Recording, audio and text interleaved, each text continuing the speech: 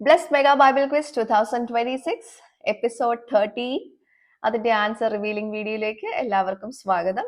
അപ്പോൾ ഞാൻ 13ാമത്തെ എപ്പിസോഡിലെ ക്വസ്റ്റ്യൻസ് ചോദിച്ചിട്ടുണ്ടായിരുന്നു.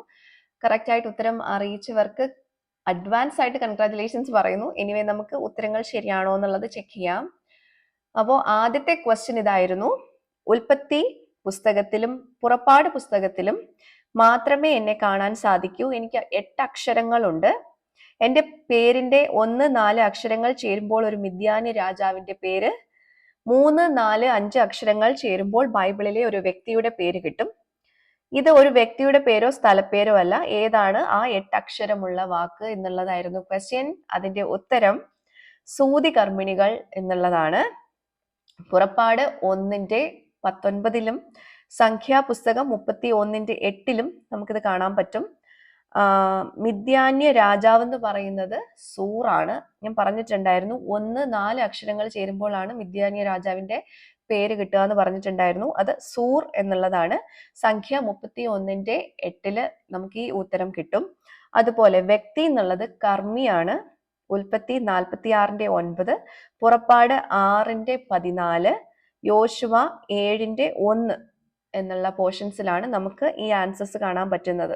ഓക്കെ, നിങ്ങൾക്കത് ഉത്തരം ക്ലിയർ ആയി കാണുമെന്ന് വിശ്വസിക്കുന്നു. ഒന്നുകൂടെ പറയുന്നു, സൂതി കർമ്മിണികൾ പുറപ്പാട് 1:19 ഈ ഉത്തരം നമുക്ക് കാണാൻ പറ്റുന്നത്.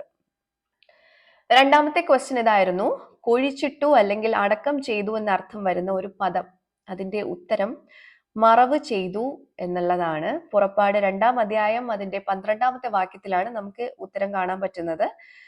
മൂന്നാമത്തെ ക്വസ്റ്റ്യൻ ഇതായിരുന്നു: സങ്കീർത്തനം 57, 103, 104, 116, 146, ന്യായാധിപന്മാർ 5 എന്നീ അധ്യായങ്ങളിൽ ചേർന്ന് കാണുന്ന 2 വാക്കുള്ള ഒരു പദം, 5 അക്ഷരം ഉണ്ട്, പാഠഭാഗത്ത് ഉണ്ട്.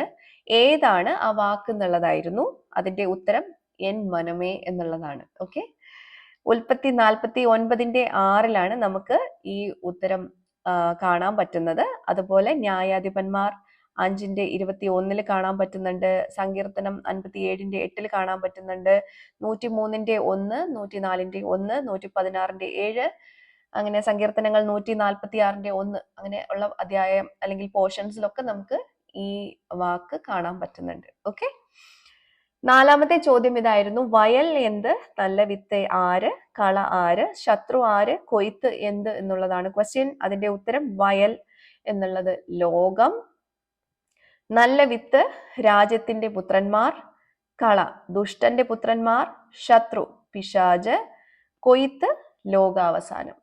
ഓക്കെ, ആൻസർ ഒന്നുകൂടെ പറയാം: വയൽ ലോകം, നല്ല വിത്ത് രാജ്യത്തിന്റെ പുത്രന്മാർ, കള ദുഷ്ടന്റെ പുത്രന്മാർ, ശത്രു പിശാച്, കൊയ്ത്ത് ലോകാവസാനം. ഓക്കെ, മത്തായി 13:38, 39 വാക്യങ്ങളിലാണ് നമുക്ക് ഈ ഉത്തരം കാണാൻ പറ്റുന്നത്.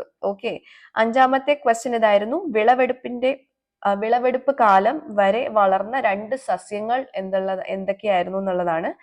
അതിന്റെ ഉത്തരം കള, ഗോതമ്പ് എന്നുള്ളതാണ്. ഓക്കെ, മത്തായി 13:29, 30 വാക്യങ്ങളിലാണ് നമുക്ക് ഈ ഉത്തരം കിട്ടുന്നത്.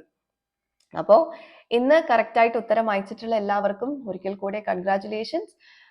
നിങ്ങൾ നറുക്കെടുപ്പിലൂടെ നിങ്ങൾക്ക് സമ്മാനങ്ങൾ ഉണ്ടോ എന്നുകൂടെ നിങ്ങൾ ചെക്ക് ചെയ്തോളൂ കേട്ടോ. ഈ വീഡിയോയുടെ ഇടയിലൂടെ ഗിഫ്റ്റ് കിട്ടിയിട്ടുള്ളവരുടെ പേരും റിവീൽ ചെയ്യുന്നുണ്ട്. അപ്പൊ അതൊക്കെ നിങ്ങൾ ശ്രദ്ധിക്കണം. അതേപോലെ അടുത്ത പോർഷൻ എന്ന് പറയുന്നത് പുറപ്പാട് 3 മുതൽ 6 വരെയും മത്തായി എഴുതിയ സുവിശേഷം 14-ാം അധ്യായവുമാണ്. ഇപ്പോഴേ വായിച്ച് തയ്യാറായിക്കോളൂ. നിങ്ങൾക്കുള്ള 5 ചോദ്യങ്ങളുമായിട്ട് നമുക്ക് ഉടനെ തന്നെ കാണാം. Till then, it's me, Angel, signing off. Bye.